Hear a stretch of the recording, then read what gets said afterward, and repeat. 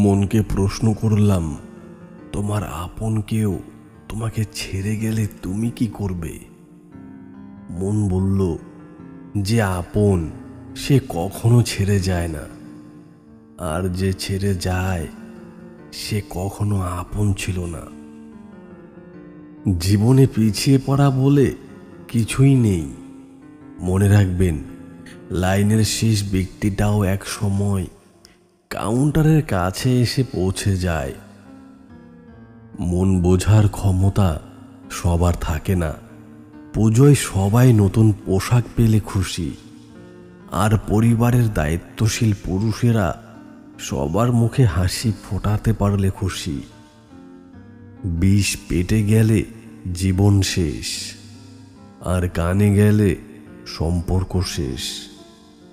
মানুষকে যদি ক্ষমা করতে না পারো এবং নিজেকে যদি নত করতে না জানো, তাহলে কখনোই কোনো মহৎ উদ্দেশ্যকে সফল করতে পারবে না। আমরা কালো রঙকে অদ্ভুত হিসেবে দেখি। স্কুলের সেই কালো বোর্ডেই প্রত্যেক ছাত্র ছাত্রীর জীবন উজ্জ্বল করে দেয়। টেনশন আর মানসিক চাপে তারাই বেশি থাকে যারা কাজের থেকে চিন্তা বেশি করে।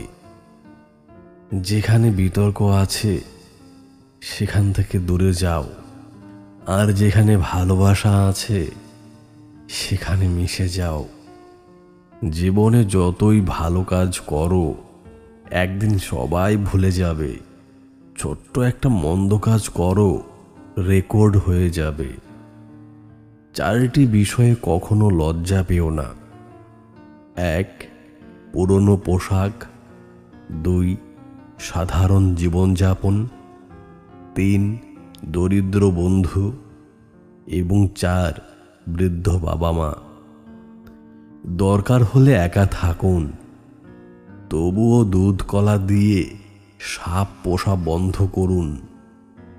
অভাব সবারই থাকে, কারো টাকার, কারো শিক্ষার, কারো মনুষ্যত্বের, কারো ভালোবাসার। দুনিয়াতে প্রিয়জন বলতে কেউ নেই। যা কিছু আছে সব প্রয়োজন। যখন প্রয়োজন ফুরিয়ে যায়, তখন প্রিয় মানুষগুলোর রং বদলায়। যেখানে তোমার গুরুত্ব নেই সেখানে যাওয়া বন্ধ করে দাও। সেটা কারো বাড়ি হোক বা কারো মন। জীবনে আর যাই করো, অন্তত অনুরোধ করে তোমার জীবনে কাউকে থেকে যেতে বলো না। খুশি থাকার 5টি উপায়। 1. নিজেকে ভালোবাসুন। 2. ভালো কাজ করুন। 3. ক্ষমাশীল হন। 4. কারো ক্ষতি করা থেকে বিরত থাকুন। 5. ইতিবাচক থাকুন। আদর করে দেওয়া নামগুলো রয়ে যায়, কিন্তু একদিন হারিয়ে যায় সেই নাম ধরে ডাকার মানুষটা। কাউকে অন্যায়ভাবে ঠকিও না, কারণ অসহায় মানুষদের দোফোঁটা চোখের জল পৃথিবীর অনেক ভারী বস্তু। অন্যের কাছে মূল্যহীন হয়ে থাকার চেয়ে মূল্য নিয়ে সরে আসুন। ভেতরে সাময়িক যন্ত্রণা হলেও এটা অনেক সম্মানের। বর্তমানে মানুষ সত্যবাদীকে বলে বোকা, আর মিথ্যাবাদীকে বলে বুদ্ধিমান।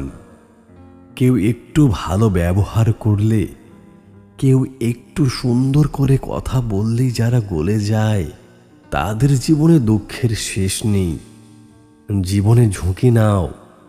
জিতলে তুমি নেতৃত্ব দেবে, আর না জিতলে পরবর্তীতে কাউকে পথ দেখাবে।